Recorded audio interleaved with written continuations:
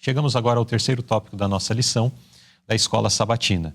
Uma lição onde, neste sábado, ou nesta semana, estamos considerando um apelo aos líderes da igreja. Nesse terceiro tópico, vamos considerar o tema: é necessária uma atitude mais humilde. Irmão Paulo, qual é a principal causa de problemas entre irmãos em cargos de grande responsabilidade? Aqui existe um problema crônico. É um problema crônico que começa em nós, no nosso coração pecaminoso, e é algo que precisa ser eliminado. É uma causa de problemas em todas as esferas e níveis da obra, como um todo. Tá? E o texto não está aqui, mas esse será o último pecado que a igreja há de vencer. Então, aqui está falando sobre o domínio, sobre a herança. Aqui está falando sobre aquele que gosta de estar no comando, aquele que gosta de ser líder, aquele que gosta de sempre estar ali encabeçando tudo e tal. E no dia que ele não recebe aquele cargo principal, que vai deixá-lo ou em segundo ou em terceiro ali na hierarquia, acabou o mundo para ele. Acabou o chão, acabou tudo. Né? E isso, a nota aqui vem chamando de o desejo de supremacia. E esse precisa ser o pecado, vai ser o último pecado que a igreja vai vencer. E muitos problemas na igreja, em todas as esferas, repito, eles poderiam ser evitados se a gente fosse mais humilde e não desenvolvesse tanto de forma notória o desejo de supremacia em todos os aspectos. Em todos os aspectos, né? Esse é um problema que afeta a sociedade, né? Sim, o desejo geral. De mandar, de domínio. Geral. E aqui está falando que esse problema está alcançando os presidentes de nossas associações. Diz aqui que se um homem confia na própria competência e tenta exercer domínio sobre os seus irmãos, pensando ter a permissão de transformar a própria vontade no poder dominante, a melhor e única medida segura é removê-lo para que não cause grande dano e este mesmo perca sua alma e coloque em risco a alma dos outros. Ou seja, por mais que você tenha um cargo de liderança, ou você foi eleito, ou você foi chamado para uma determinada função, etc., ou qualquer atividade dentro da sua esfera, você tem uma certa liderança, aquilo não faz de você um ser superior aos demais. É claro que todo cargo de liderança você tem aqueles que estão acima e os que estão abaixo de você. Em todas as esferas vai ser assim. Sempre vai ter alguém acima e alguém abaixo de você. Né? Agora, fato é que a gente precisa ter uma liderança que consiga tratar as pessoas não como se elas estivessem sob o seu domínio. Ou que você tivesse que exercer domínio sobre elas, de tal forma que se elas desobedecerem, serão punidas, vamos assim dizer, né? Sim. Não, mas não precisa ser isso. Liderar não é isso. Liderar é você fazer as pessoas seguirem tuas pisadas, por exemplo, terem satisfação de andar junto com você, de seguir seu exemplo. Isso é liderar. Como acontece em relação a Cristo, né? Perfeitamente. Até porque ele deixou um baita do modelo para nós aqui, para os líderes da igreja, e como um todo, né? Em nenhum momento ele deixou prevalecer o espírito de supremacia. Mesmo podendo requerer esse direito, porque ele tem. Sim. Porque ele é, né? Supremo. Mas em nenhum momento, porque ele deixou exemplo para os irmãos. Deixou exemplo para os líderes que ele estava ali preparando. Deixando claro para todos eles que aquele que era o líder, ele deveria primeiro ser servo. Uma lição dura de aprender. Sim. Uma lição dura. Tanto é que quando foi lá na questão, fazer um parênteses aqui na questão do lava-pés, né? Porque Jesus era tido como o Cristo de fato. E aí quando ele se abaixou para lavar o pé, Pedro falou: não, mas Senhor é o mestre, como é que... Isso aqui não é serviço, isso aqui não é serviço seu. Ele falou: não, se eu não te lavar, não tem parte comigo. Ele falou: não, então lava tudo. Então lava tudo, mostrando assim que não tem, dentro do contexto, tem a hierarquia, precisa ter a hierarquia de fato, por uma questão organizacional, por uma questão de funcionamento, de ordem, etc. No céu tem hierarquia. Sim. Mas também a gente não pode se prevalecer da hierarquia para querer se valer da posição, para pisar nas pessoas, para se achar melhor do que elas, para prevalecer sobre elas, ou mesmo para tomar decisões em favorecimento pessoal. Isso é muito comum no mundo político. Mas nós não estamos no mundo político. Nós estamos falando de uma esfera espiritual aqui. Sim. Que a gente não pode trazer essas ideias políticas, essas ideias mundanas para dentro de um contexto de liderança espiritual. Isso aqui precisa ser vencido. Sim. A começar por nós, precisa ser vencido. E, consequentemente, as lideranças das igrejas também, para que haja harmonia, né? Tem pessoas que falam assim, não, se eu não for dirigente da igreja, eu não vou fazer nada. Porque ele só faz se ele for o líder. Ele só faz se ele estiver ali na supremacia de tudo. Caso contrário, ele não vai nem somar, né? Mas não é assim. Uma vez um vai ser o dirigente, outra vez vai ser o outro, e um vai somando energia junto com o outro para poder fazer a obra acontecer. Sim. Mas, lamentavelmente, nem sempre... Porque a obra é de Deus. Nem sempre a gente vê isso acontecer, né? Muito bem. Então, está aí uma característica que precisa ser vencida em qualquer situação, né? A pessoa, às vezes, não é líder, não tem uma posição de liderança, mas ele tem esse desejo de supremacia.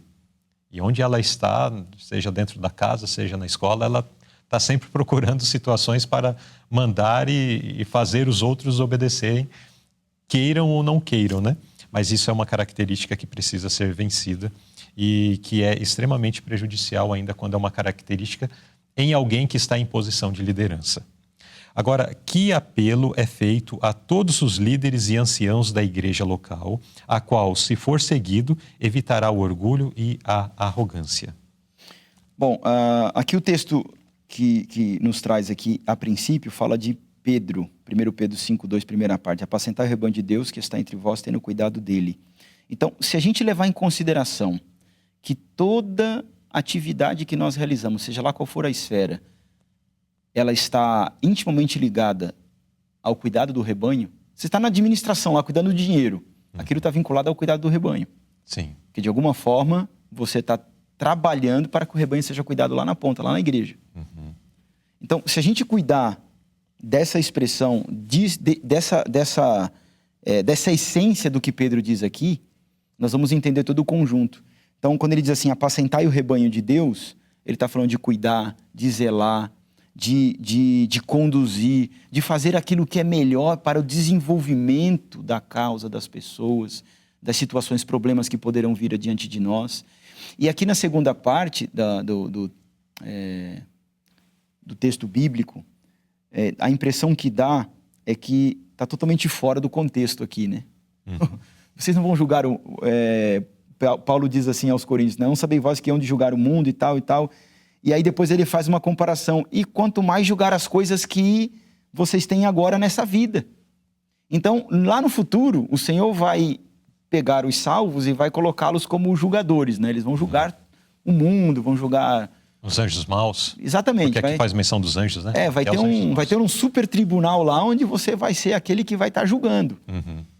E agora, dentro da nossa esfera aqui de ação, sempre tem situações onde precisa se deliberar algumas coisas, precisam se decidir algumas coisas, precisam julgar algumas coisas, sejam elas às vezes de proporção grande ou proporção pequena, mas nós precisamos desenvolver de tal forma, pedir sabedoria de Deus, para que estas coisas, quando vier à nossa mão, a gente conseguir também solucioná-las, né? Por que está sendo trazido? Inclusive a nota traz essa essência aqui, né? Primeiramente, muitas vezes a gente acha que só quem tem sabedoria para resolver os problemas é pastor e obreiro. Pastor, missionário, ministro, presidente da associação, de conferência, só eles sabem resolver o problema. Mas a irmã White fala assim, foi me mostrado que é um erro supor que os homens em posição especial de responsabilidade são muito mais sábios do que os homens comuns. Será que eu aqui na ponta, lá na igreja, sentado no banco, faço parte de uma comissão de uma igreja pequena? Será que eu também não posso pedir discernimento a Deus, sabedoria a Deus, para solucionar um problema na minha comunidade? Será que eu não posso? Ou eu preciso, dependo lá de um líder que está lá não sei aonde, desenvolvendo uma outra atividade, para ele vir aqui resolver um problema, às vezes da cor da parede. Vou pintar a igreja, né? O que acontece? Às vezes o piso, que a igreja está dividida, não, vai ser esse piso aqui. Eu já vi cada caso terrível, para decidir coisas minúsculas. Aí tem que vir o líder da igreja, o pastor, o obreiro, o presidente da associação. Gasta tempo, dinheiro, passagem. Tempo, dinheiro, passagem, desgaste ali desnecessário entre a comunidade, entre os irmãos, para coisa tão insignificante às vezes, tão pequena, que às vezes se tivéssemos dedicado mais tempo pedindo a Deus a sabedoria, a direção, orando e tal, deixando o nosso orgulho de lado, talvez a gente poderia solucionar de forma mais simples, né? Uma vez tive uma experiência, né, com o presidente da associação foi resolver um litígio, porque tinha duas pessoas um litígio dentro de uma loja de material de construção para escolher o piso que ia ser comprado. Aí foi ligado para o presidente da associação, o presidente da associação ia até o local para definir qual dos dois pisos ia vencer ali na batalha entre os dois irmãos. Aí o presidente falou, qual piso você escolheu? Aquele. E você, aquele. Então, nem esse nem aquele, vai ser aquele lá. Mas ele saiu das demandas que ele tinha de presidente da associação, de todo o trabalho dele, para definir um assunto de um piso numa loja de material de construção. Então, a gente percebe aqui que não é necessário, muitas vezes, tomar tempo de pessoas de responsabilidade, vamos assim dizer, que todo mundo tem a sua esfera de responsabilidade, para definir coisas que são, às vezes, pequenas. O membro leigo da igreja, um ancião, um dirigente, a comissão, muitas vezes ela pode solucionar essas coisas mais simples, até porque Deus capacita todo mundo. Deus dá direção para todo mundo. O que a maioria decidiu ali está decidido e ponto. Né? Mas, enfim, a gente está trazendo, parece que a lição está trazendo aqui uma situação que a gente vai... Talvez alguém que está ouvindo a gente fala, poxa vida, passei por isso daí essa semana aqui na igreja e tal. Porque é uma situação comum. Sim, e a lição é isso mesmo. É para nos apontar as dificuldades que a gente tem no nossas necessidades de mudança, no dia a dia, para mudar. Exato. Então, ó, diz aqui, ó, nossas igrejas são fracas porque os membros são educados a recorrer a recursos humanos e deles depender. E assim milhares de reais são gastos desnecessariamente no transporte de homens finitos, de um lugar para o outro, a fim de que possam resolver pequenas dificuldades, sem nenhuma necessidade. Né? E é tão bom, eu conheci igrejas onde a gente chegava, os irmãos só diziam, olha irmão, isso aqui nós já definimos isso aqui, tudo com harmonia. É raro, mas acontece, tá? Sim. Tudo ali, não, isso aqui nós definimos, a igreja se reuniu, já definiu isso e tal. Você vai cuidar de outras coisas. Essas coisas de pequena importância, cor de parede, pintura, piso, cor do rejunte, essas coisas tão pequenas. Estou citando um exemplo aqui, sim, né? Sim. A igreja pode decidir sozinha ali, junto com seus líderes locais, com o dirigente, com o ancião local, etc. Coisas básicas, né? E quando vem o missionário, o pastor e tal, eles vão cuidar de coisas mais importantes para o crescimento espiritual da igreja. Sim. Não para essas coisas que envolvem ali, talvez, a questão só estrutural e tal, né? Enfim, só exemplos que nós trazemos aqui dentro do contexto que mostra que nós precisamos avançar bastante nesse desenvolvimento aí, né? E que a base do problema ainda está ali no orgulho, na arrogância. Perfeitamente. Num desejo de supremacia, de fazer valer a minha opinião sobre... Tem que prevalecer o que eu penso. E aí está o grande problema, né? Agora, pergunta C. O que levaria obreiros menos experientes a alcançarem uma visão mais ampla para o sucesso? E cite um exemplo de quando a falta disso levou ao fracasso. Então, vejam, eu estou com dificuldade de decidir alguma coisa, faz uma ligação. Hoje está tão fácil, né? Hoje está tão simples. Antigamente não era tão possível assim, mas hoje eu posso pegar meu celular aqui, eu fazer uma ligação para um irmão de mais experiência. Irmão, estou vivendo uma situação assim, assim, assim. Qual conselho que o irmão me dá? E aí esse irmão mais experiente, que já viveu essa experiência que eu estou vivendo agora e muitas outras, poderá falar assim, olha, eu já passei por isso, na época eu fiz isso, olha, se você seguir esse caminho assim, assim, assim, você conseguirá solucionar esse problema e tal, e vai dar tudo certo. Peça a direção de Deus e tal, e as coisas vão dar tudo certo. Por quê? Porque é uma pessoa de experiência. Aqui a Bíblia fala que os jovens precisam estar sujeitos aos anciãos, quer dizer, as pessoas de mais experiências, né? Aquelas pessoas que já vivenciaram muito mais coisas do que a gente que é mais novo.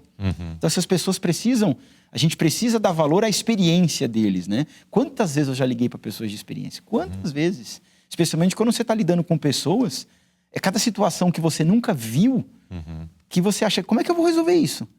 Aí de repente uma ligação, uma pessoa que já muita experiência, ele falou, irmão, isso aqui você faz assim, assim, assim, e está aberto o caminho para solucionar o problema. Fácil, né? Sim. Mas a gente percebe que, aqui tem um exemplo bíblico, de um jovem que após o seu pai morrer, ele herdou o trono, né? Vamos assim dizer, e havia uma requisição da parte do povo, para que ele fizesse um pouquinho diferente do seu pai. Estava muito pesado ali, os impostos e tal, e aí ele fez 2 consultas. Uma aos anciãos, as pessoas de experiência, e a resposta foi para eles, os anciãos de experiência, falou, faz o que o povo está pedindo, atende o povo e você vai ter o povo na tua mão. Essa foi a visão dos mais experientes, porque eles não estavam pedindo nada absurdo, nada que quebrasse a lei de Deus, nada que quebrasse as regras, nada que iria trazer prejuízo para o reino, nada. Aí ele não contente, ele foi lá e foi buscar conselho para os amigos dele, da mesma idade, que não tinha experiência, não tinha visão espiritual, não tinha maturidade espiritual, não tinha nada para oferecer. Ele falou, faz o seguinte, quando você for falar com o povo, diz para eles assim, ó, se o meu pai feriu vocês com vara, eu vou ferir vocês com escorpião. E o meu dedo midinho é mais grosso do que o dedo polegar do meu pai. Vai e fala isso pro povo, tu vai ver se o povo não vai te obedecer. Ele rachou a nação. E nunca mais a nação se uniu. Sim. Ficou o Reino do Norte, o Reino do Norte, o Reino do Sul, o Reino de Judá e o de Israel. E aí aquele que se dividiu caiu na idolatria, que ficou sob a direção de Jeroboão. Sim. Olha o que custou uma imprudência da parte de um jovem rei, custou a divisão do reino. Custou mortes, vidas sendo ceifadas, porque houve também... Quantas guerras houve entre esses dois reinos posteriormente? Muitas. Né? Parte da igreja foi levada à idolatria, porque Jeroboão era um rei idólatra. Sim. Né? E, enfim, tantas coisas aqui que nós poderíamos citar, mas, lamentavelmente, se houvesse seguido de uma forma humilde, a orientação dos mais experientes, etc., as coisas teriam sido diferentes para o reino de Israel. Isso. Então fica a lição nesta pergunta aqui de que nós busquemos, né, a orientação, o conselho daqueles que têm mais experiência, ou às vezes, mesmo quando não estamos buscando, mas se alguém de mais experiência vir até nós para nos ajudar a trazer um conselho, sejamos humildes, sejamos, aqui faz menção de que cultivem uma atitude dócil para que possam ser beneficiados pelos esforços daqueles que procuram ajudá-los. Então, aceitar, ouvir, com certeza a sabedoria, e Deus usa essas pessoas para trazerem bons conselhos a todos nós. É uma grande lição nesse tópico. É necessária uma atitude mais humilde. E aí, você tem cultivado a humildade na sua vida? Tenho cultivado humildade na minha vida? Está aí uma característica que precisamos perseguir com muito empenho para alcançá-la.